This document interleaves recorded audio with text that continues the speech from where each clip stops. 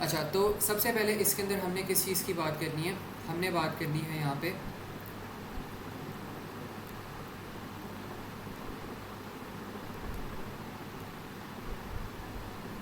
Relative atomic मास की। और relative atomic मास हमने ऑलरेडी स्टडी किया हुआ है, हमने देखा भी हुआ है कि जो रिलेटिव एटॉमिक मास होता है हमारे पास किस तरह का होता है, और इसके अंदर जो क्वेश्चंस होते हैं हमारे पास वो कैसे आ रहे होते हैं, तो we have all seen that. तो बेसिकली जो रिलेटिव एटॉमिक मास होता है वो हमारे पास AR से हम इसको डिनोट करते हैं, और हम इसको कहते हैं कि दी रिलेटिव एटॉमिक मास जो कि AR है, रिलेटिव एटॉमिक मास, जिसको हम क्या कहते हैं, जिसको हम कहते हैं AR, relative atomic mass AR of an atom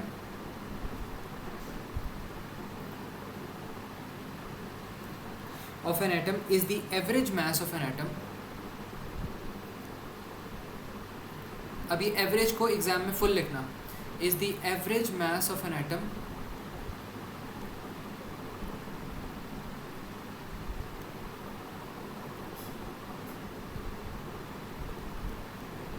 compared to 1/12 of the mass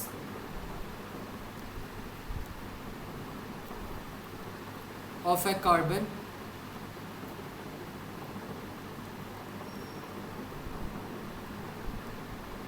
of a carbon 12 atom. ठीक है, तो ये इसकी ना हमारे पास यहाँ पे बेसिक सी एक डेफिनेशन होती है कि जो relative atomic mass AR of an atom is the average mass of an atom compare to 1/12 of the mass of a carbon atom.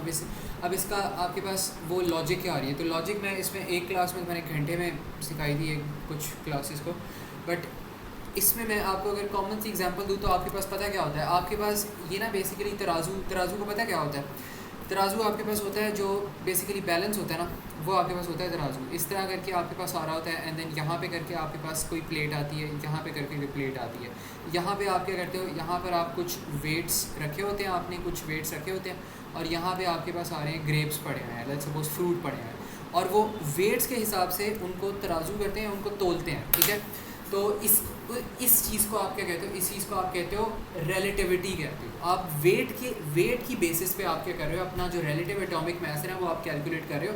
तो ये आपने डेफिनेशन बार बार आपने क्रैम की होगी, आपने याद किया होगा कि relative atomic mass AR of an atom is the average mass of an atom compare to 1/12 the mass of carbon 12 atom.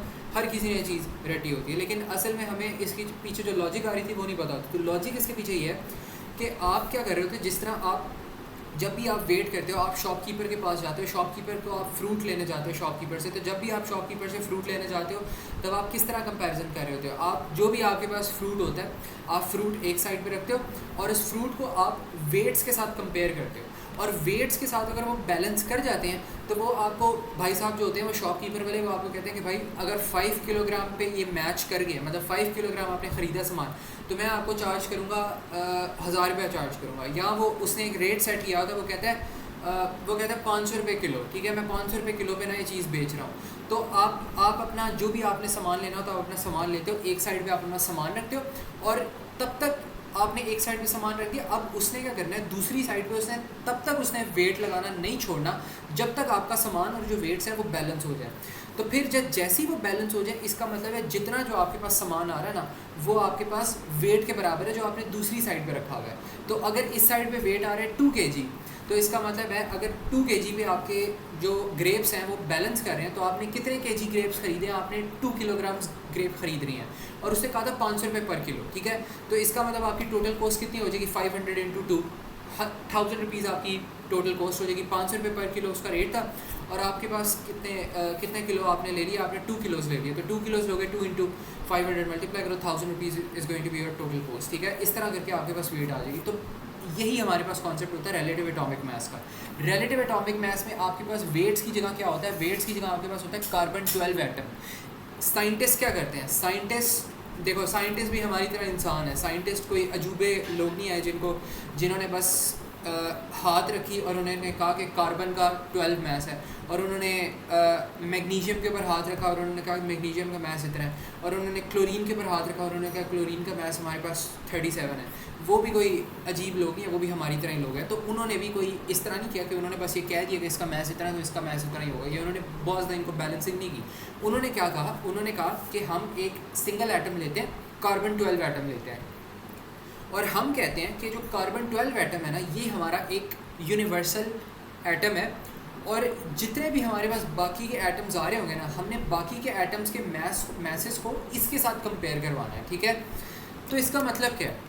इसका मतलब ये है कि आप यहाँ पे क्या करते हो कि आपके पास, आपने लेट्स सपोज अब आपके पास ना कार्बन 12 से एटम से कोई बड़ा आपके पास ना वो आ रहा है, मॉलिक्यूल आ रहा है, तो आप क्या करते हो, आप यहाँ पे अपना कार्बन 12 एटम यहाँ पे रखते हो, 1/12 ऑफ कार्बन 12 एटम रखते हो, ठीक है। इसका 1/12 आपने यहाँ पे रख लिया और आपने यहाँ पे कोई एलिमेंट x रख दिया।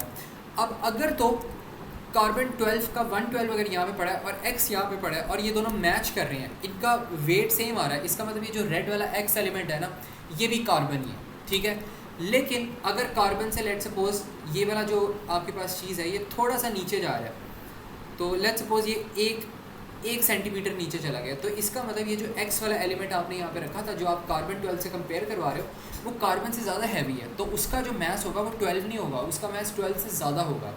तो आप फिर इस तरह मैसेज जो होते हैं वो दूसरे एटम के सेट कर लेते हैं। आप यहाँ पे रखते हो मैग्नीशियम कार्बन 12 से नीचे चल रहा है, तो आप कहते हैं नहीं, मैग्नीशियम का 12 नहीं हो सकता, मैग्नीशियम का 12 से ज़्यादा मैस होगा, ठीक है। आप फिर इसके अंदर रखते हो, एक्स के अंदर क्लोरीन रखते हो, क्लोरीन भी कार्बन 12 से नीचे चलता है, आप कहते हो नहीं, इसका मैस 12 से ज़्यादा ही होगा, इसका 37.7 होगा, क्योंकि बहुत ही नीचे चला गया, ठीक है। तो इस तरह करके ना आपने यहाँ पे ये जो सारी चीज़ें होती हैं सेट करनी होती है, आप ये कहते हो। फिर इसके बाद आप क्या करते हो, आप लेट्स सपोज यहाँ पे कोई लाइटर जो चीज़ आ रही है ना, कोई लाइटर चीज़ आप इसकी प्लेस में रखते हो, और जो लाइटर चीज़ है वो कार्बन 12 से ऊपर चली जाती है, तो फिर आप अपने दिमाग में सोचते हो कि इसका जो मैस है ना वो 12 से कम नहीं होना चाहिए। तो इस तरह आप कार्बन 12 से इसको कंपेयर करके जो डिफरेंट एटम्स होते हैं उनके मैसेज आप इजाद कर रहे होते हो।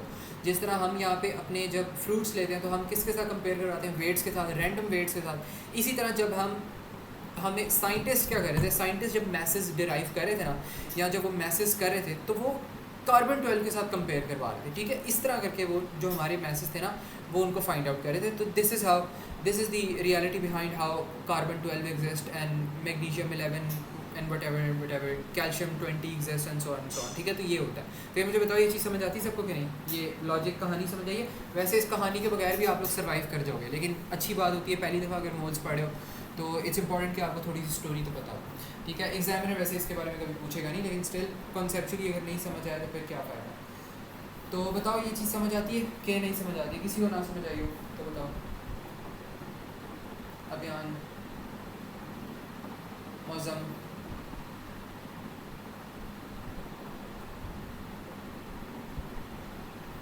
ओके, अच्छा 1 मिनट बस मुझे दो, मैंने जोश में अपने पेन की निब पता नहीं फेंक दी है, ढूंढने लग गया।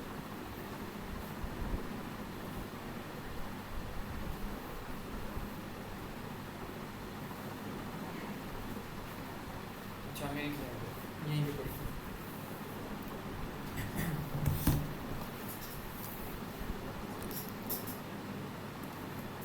ठीक है, तो ये ना आपके पास कॉन्सेप्ट होता है रिलेटिव एटॉमिक मास का। और एक फ़न फैक्ट ये है कि जितने भी आपके पास जो एटम्स होते हैं ना वो आपको आपके पीरियोडिक टेबल पे आपको नज़र आ रहे होते हैं, उनका AR पता है क्या होता है? आपके पास जो सिंगल एटम्स होते हैं ना, these are for single atoms only. ये चीज़ हमेशा याद रखना कि जो रिलेटिव एटॉमिक मास होता है ना, फॉर सिंगल मैसेज ओनली। तो आप यहाँ पे लिख लो फॉर सिंगल मैसेज ओनली।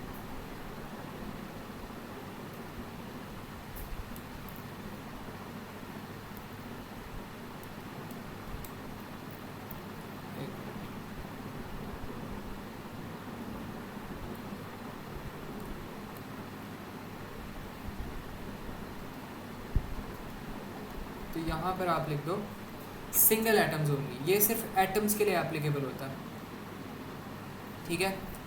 तो आपके पास अगर मैंने फाइंड आउट करना हो let's suppose AR of oxygen या AR ऑफ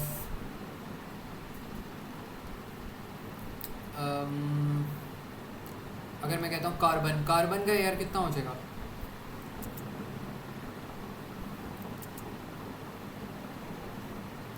सबको पता है क्या होता है। कार्बन के अलावा मैं कह देता हूँ यहाँ पे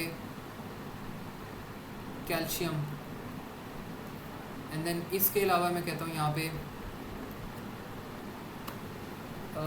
14 भी होता था किसी का, या मेरे ख्याल में Na का होता था, सोडियम। तो आप पीरियोडिक टेबल में देखो इनके न्यूक्लियॉन नंबर कितने हैं। इसका न्यूक्लियॉन नंबर अगर देखोगे ना पीरियोडिक टेबल में, तो कार्बन का न्यूक्लियॉन नंबर होगा 12, इसका न्यूक्लियॉन नंबर होगा 20, इसका न्यूक्लियॉन नंबर होगा 14। तो यही इनके रिस्पेक्टिव AR भी बन जाएंगे। तो AR वाली चीज़ समझ आती है सबको। अच्छा 11 था, चलो ठीक है 11 कर लो इसको। 14 किसी का होता था, पता नहीं, मुझे थोड़े से फ्लैशबैक्स आ रहे हैं। 14 किसी का शायद होता था। ठीक है, तो ये आपके पास हो जाएगा एटॉमिक रिलेटिव एटॉमिक मास हो जाएगा। इसके बाद आपके पास क्या आता है, आपके पास आता है रिलेटिव मॉलिक्यूलर मास या रिलेटिव फार्मूला मास आता है। तो ये वाली जो चीज़ होती है ये भी आपके पास सिमिलर टू दिस होती है, but this is multiple atoms. ठीक है, मल्टीपल एटम्स पे होती है। तो यहाँ पर आपके पास आ जाती है रिलेटिव। अच्छा ये देखो, ये रिलेटिव का वर्ड है, रिलेटिव का वर्ड ही आपके पास ना इट्स रिलेटिंग टू बैलेंसिंग, तराजू। रिलेटिव होता तराजू है, ठीक है। रिलेटिव होता है कि आप किसी चीज़ को मेजर कर रहे हो in comparison with some other thing, that is the meaning of relative. कि आपके पास एक, अगर आप कार्बन 12 एटम लेते हो तो उसके कंपैरिजन में आपके पास जो नया वेट आ रहा है वो भारी है या लेस वो या लाइट है। तो ये होता है रिलेटिव। जब आप किसी एक चीज़ को पकड़ते हो और उसके रिलेटिव आप देखते हो, मतलब लेट्स सपोज मैं अभी, मेरा जो वेट है, let's suppose my weight is I think my weight is 68, ठीक है, 68 किलोग्राम्स। तो मेरा वेट 68 किलोग्राम्स है, किसी और बच्चे का वेट होता है लेट्स सपोज 75 किलोग्राम्स, किसी और का होता है वेट लेट्स सपोज 40 किलोग्राम्स। तो ये सारे वेट्स हैं, लेकिन इसमें रिलेटिविटी कुछ नहीं है, ठीक है, there is nothing relative about it. But मैं कहता हूँ कि मेरा वेट है 68, और लेकिन अगर मैं देखूँ लेट्स सपोज अभियान का वेट देखूँ, अभियान का वेट लेट्स सपोज है 55 समथिंग है, तो मैं कह रहा हूँ कि, तो मैं कहता हूँ कि compare to my weight, compare to sir Zubair's weight, Abhiyan's weight is very less, ठीक है। तो ये चीज़ मैं यहाँ पे कह रहा हूँ। तो इसका क्या मतलब है, इसका मतलब है कि मैं रिलेटिव कर रहा हूँ, मैं किसी चीज़ के साथ कंपेयर कर रहा हूँ। फिर अगर मैं कहता हूँ कि let's suppose Mauzam's weight is like 60, या मैं कहता हूँ Mauzam's weight is like 80 kilograms, तो इसका मतलब है, तो फिर मैं कहूँगा कि Mauzam's weight is 2 kilograms more than, या मैं कहूँगा 12 kilograms more than sir Zubair. तो इसका मतलब है मैंने रिलेटिविटी एग्जिस्ट करवा ली। मैं अब क्या कर रहा हूँ, मैं रिलेटिविटी की बेसिस पे कंपैरिजन्स कर रहा हूँ। मैंने अपने आप को, मैंने एक स्टैंडर्ड ऑब्जेक्ट लिया, I am the standard weight, और मेरे स्टैंडर्ड वेट के मुताबिक बाकी सबके जो वेट्स हैं वो नीचे आ गए। मेरा 68 किलोग्राम सेंटर में खड़ा हो गया, मेरे से जो लो वेट वाले आ रहे हैं वो लेफ़्ट साइड पे आ गए, जो हायर वेट वाले आ रहे हैं वो राइट साइड पे आ गए, ठीक है। लेकिन आई एम दी स्टैंडर्ड, ठीक है। तो इस वजह से जो हो गया ये रिलेटिव कंपैरिजन हो गए। मुझे देखकर सबने कंपैरिजन करने शुरू कर दिए। लोग देखते हैं ना एक दूसरे की सक्सेस देख के कंपैरिजन करने शुरू कर देते हैं, वो भी रिलेटिव जलना होता है। तो ये भी हमारे पास रिलेटिविटी का कॉन्सेप्ट होता है कि अगर आप दूसरे की सक्सेस को कंपेयर करके अपनी सक्सेस के बारे में देख रहे हो, या अपने बारे में परेशान हो रहे हो, या जलन खा रहे हो, तो दैट्स रिलेटिविटी एज वेल। हमेशा हर किसी का टाइम और जो पेस होता है वो अपना होता है, तो कभी भी किसी के साथ कंपैरिजन नहीं करना चाहिए, ठीक है। अच्छा ये चीज़ होगी। इसके बाद हमारे पास यहाँ पे आता है रिलेटिव मॉलिक्यूलर मास या रिलेटिव फार्मूला मास। तो इसको भी देखते हैं। ये हमारे पास होगा रिलेटिव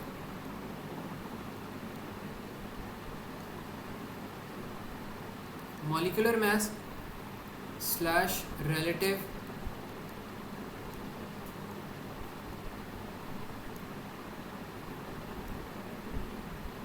फार्मूला मास। इसकी भी डेफिनेशन एग्जैक्ट ऊपर वाली है, बट यहाँ पे फ़र्क क्या आ रहा है कि ये हमारे पास है मास of a molecule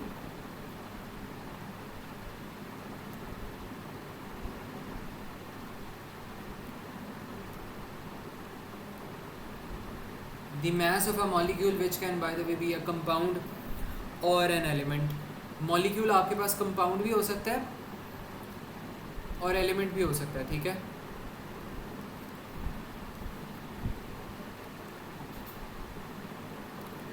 is called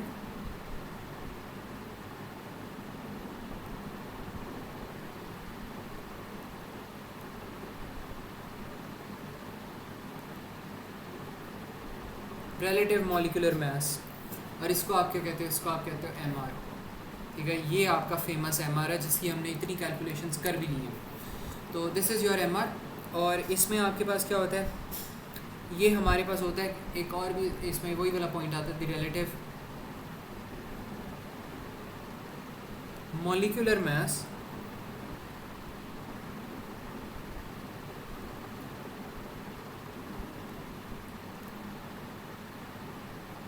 is the average mass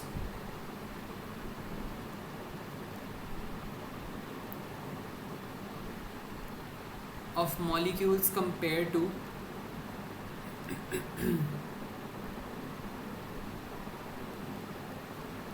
compared with 1/12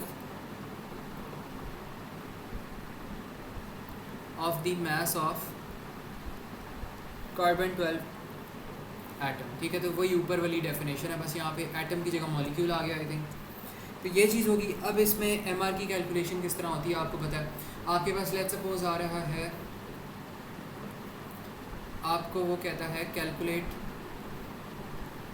यहाँ पे मैं ना बस सिंपल सा यहाँ पे कोई चीज़ बना देता हूँ। यहाँ पे आपके पास आ रहा है CaCl2, इसका एमआर कैलकुलेट करना है। तो ये क्या हो जाएगा, ये आपके पास हो जाएगा C आपके पास क्या है, इसका न्यूक्लियन नंबर 20 है, इसको मल्टीप्लाई कर दो 1 से बिकॉज इसका कैल्शियम का एक एटम है, एंड देन प्लस करो इसको 37, क्या होता है 35.5 या 37, 17.5 होता है ना, 17.5 इंटू 2 इज़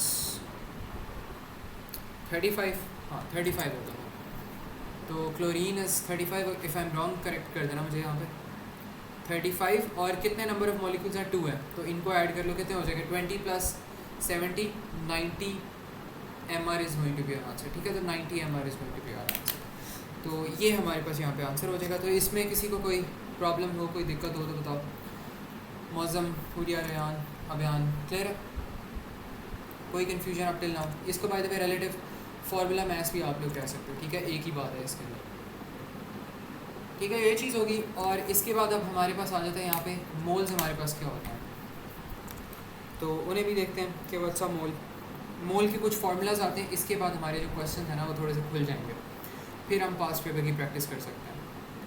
अच्छा, मोल्स हमारे पास क्या होते हैं,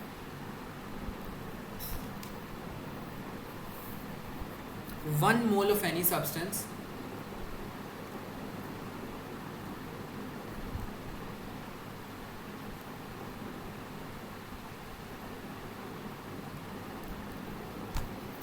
one mole of any substance is equals to 6 into 10⁻23 particles। और ये होता है एवोगाड्रोस कांस्टेंट। ये एक चीज़ है जो आपको पता होनी चाहिए। ठीक है, यू मस्ट रिमेंबर दिस। ये होता है एवोगाड्रोस कांस्टेंट। ठीक है, ये चीज़ होगी। और इसमें अब हमारे पास कुछ फार्मूलाज आते हैं। What are the formulas, formulas हमारे पास आते हैं अगर आपने नंबर ऑफ मोल्स फाइंड करने हैं। मोल्स इक्वल्स टू, ये होता है एक नंबर 1 फार्मूला,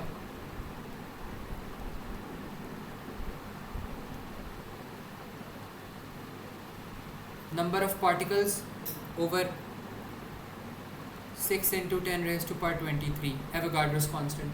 और दूसरा हमारे पास होता है मोल्स का फार्मूला, मोल्स इक्वल्स टू सबसे फेमस एंड सबसे कॉमन मैस ओवर एमआर। ये तो याद ही होगा सबको। ठीक है, तो ये हमारे पास 2 फार्मूलाज है। अब हम पास्ट पेपर की थोड़ी सी अच्छी प्रैक्टिस कर सकते हैं।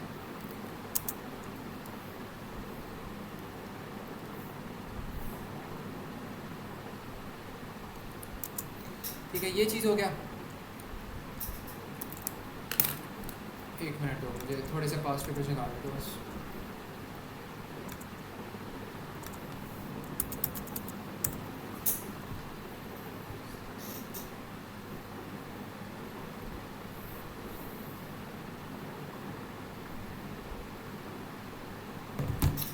एक मिनट।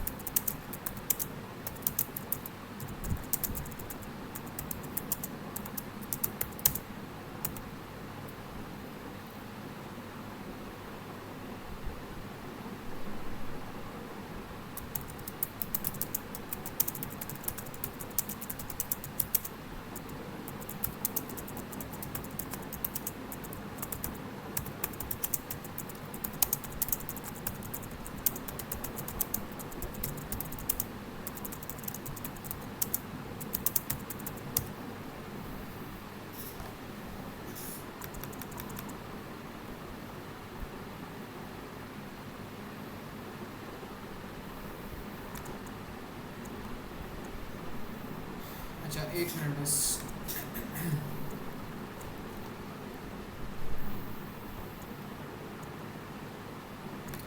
Nose and stoichiometry.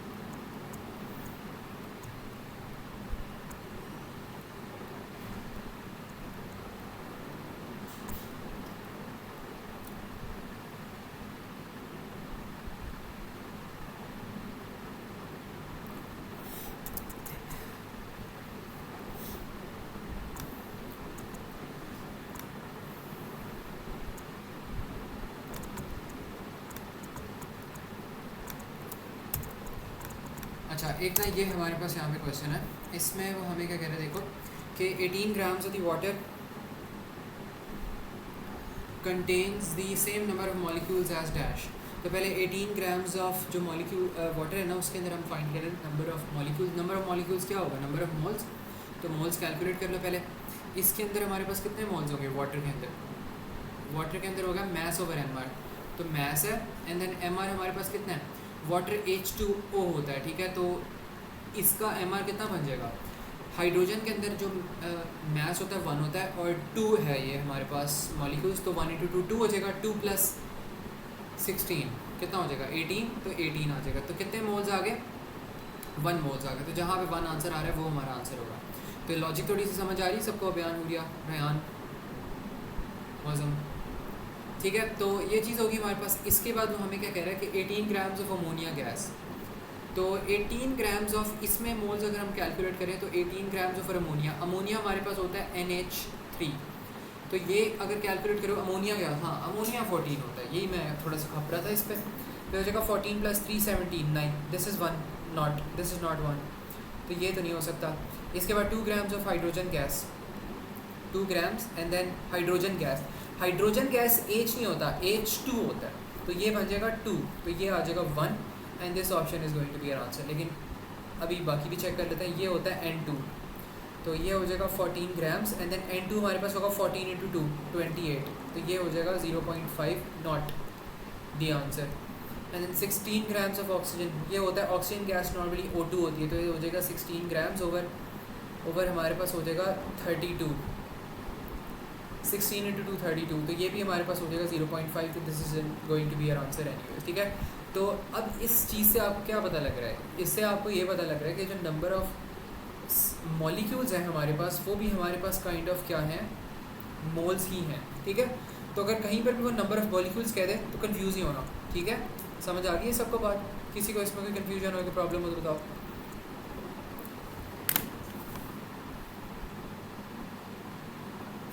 मौसम, अभियान, हुरियार, रेहान, क्लियर?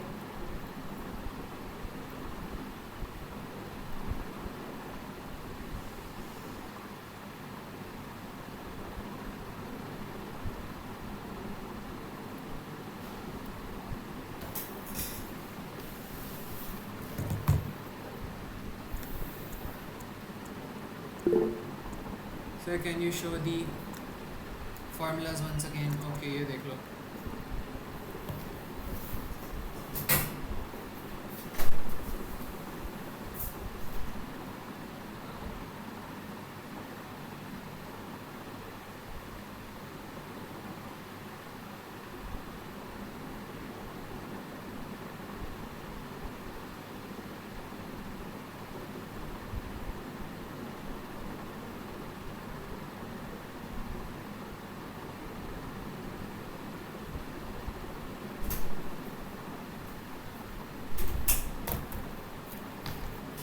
अच्छा एक मिनट, मैंने देखा नहीं।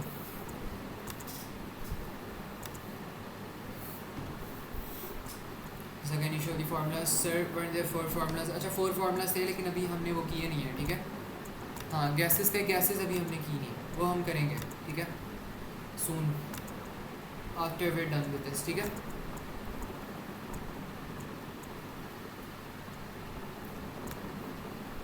अभी मैं चाह रहा हूँ पहले ये वाले थोड़े से कॉन्सेप्ट्स बन जाए, फिर हम गैसेस की तरफ आते हैं systematically.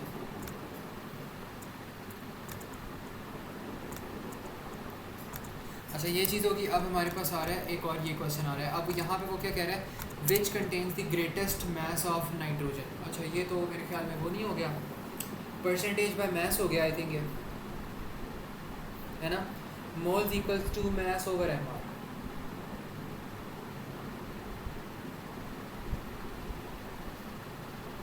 I think so. I think it's mass over m1.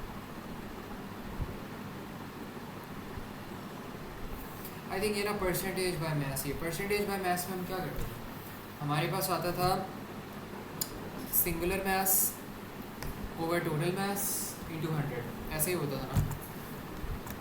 तो I think this is that. तो इसको खैर फिर ऐसा करो, इग्नोर करो।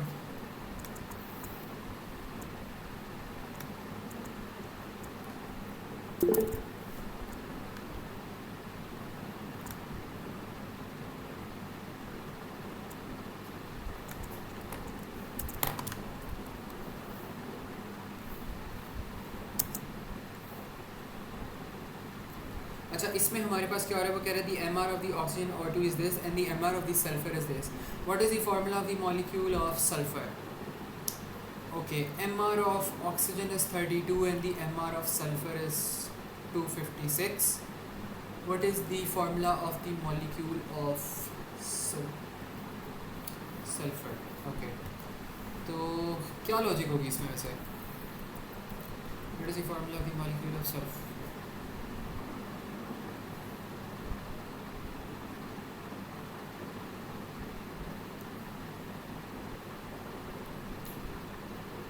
अगर इसके हम मोल्स फाइंड कर लें ऑक्सीजन के मोल्स कितने आएंगे? मैस बल्कि मोल्स भी नहीं आ सकते हमारे पास क्योंकि खाली एम आर है।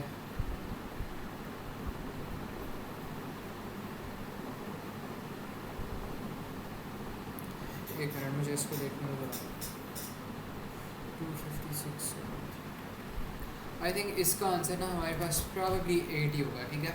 यहाँ पे वो क्या कह रहा है, रिलेट करवा रहा है हमसे। तो अगर रिलेट हम यहाँ पे करें ना, तो हमारे पास अगर O2 के 32 हैं तो एम आर ऑफ अगर इसका 256 है तो 8 हो जाएगा। 8 अब कैसे होगा ये देख लो। यहाँ पे आपके पास जो ऑक्सीजन था, ऑक्सीजन के मॉलिक्यूल्स कितने थे? 2 मॉलिक्यूल्स पे इसका एम आर कितना था? 32 था। तो इसका एम आर 256 है। फाइंड आउट करो कितने नंबर ऑफ इस पे, तो ये आपके पास एक्स की वैल्यू आ जाएगी 8। तो this is going to become our answer. तो ये मतलब इतना कोई कन्वेंशनल यहाँ पे कोई फार्मूला नहीं लग रहा था, लेकिन बस सिंपल एक ना यहाँ पे रिलेशन बन रहा था जिसके थ्रू हमने कर लिया। तो इसमें किसी को कोई कन्फ्यूजन हो तो प्रॉब्लम हो तो बताओ। मज़म, हुरिया, अबियान, रयान, क्लियर है, समझ आती है बात की?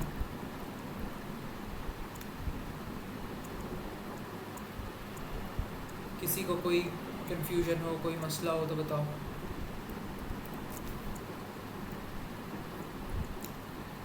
बाकी इसका ना आंसर ऐसा करो मुझे इस पर थोड़ा सा ना डाउट लग रहा है कि शायद ये हो सकता है दुरुस्त ना हो।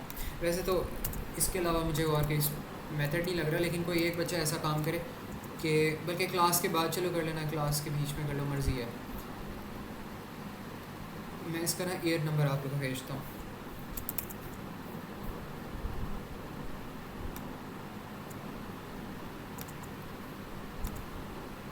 मैंने व्हाट्सएप पे इसका ईयर नंबर भेजा, तो कोई अगर चेक करना चाहता है तो उसको चेक कर ले।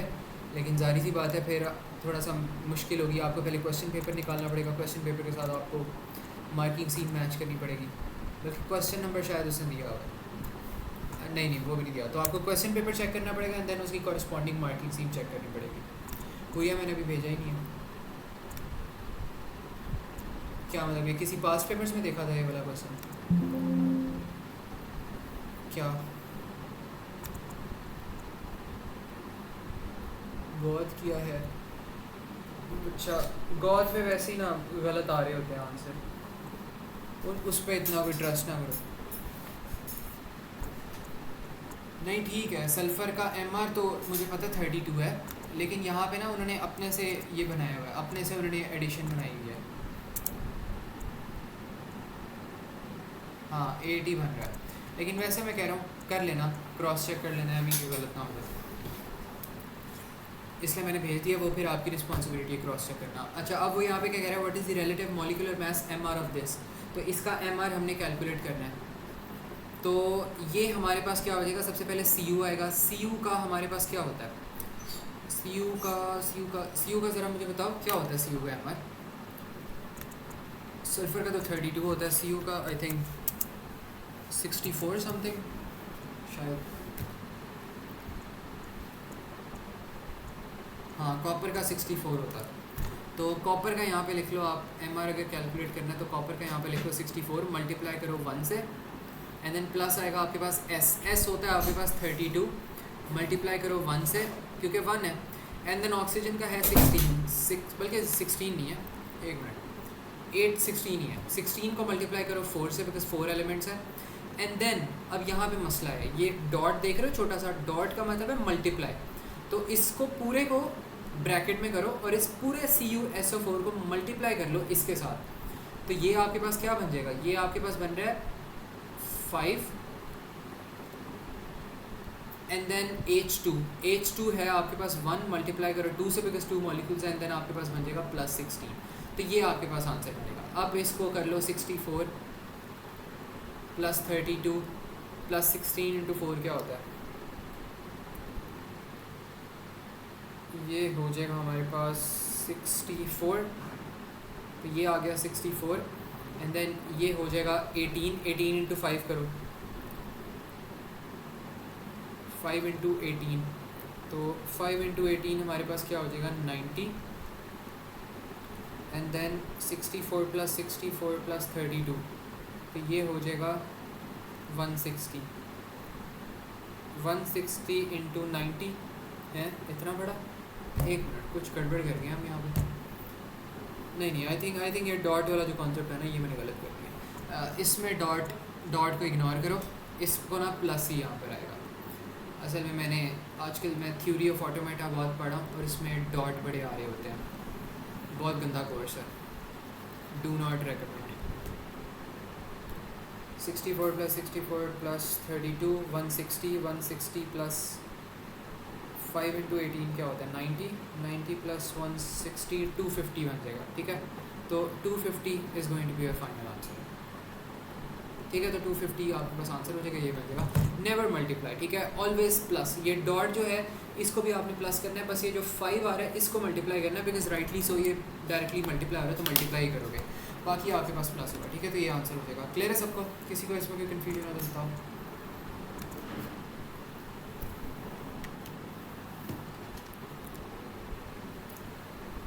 ठीक है, ये चीज़ होगी। और इसके बाद अब एक होमवर्क दे रहा हूँ मैं आप लोगों को, ये अभी आप लोगों ने करना है। मैं जा रहा हूँ बट आप लोगों ने करके देना है।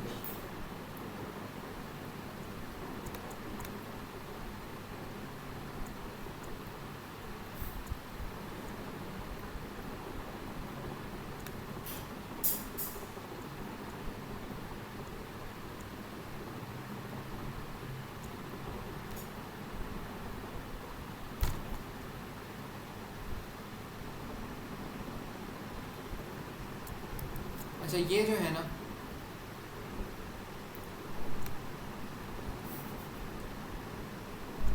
ये वाला क्वेश्चन आप लोगों ने फाइंड आउट करना है। किसी को अगर मसला आ रहा है तो वो ग्रुप में डिस्कशन करे, एक दूसरे को बताओ। But this is what you need to solve, and you need to solve this by 9 PM max. 9 PM तक मुझे हर किसी का इसके ऊपर आंसर आना चाहिए, वर्किंग आनी चाहिए, खाली ABCD करके आंसर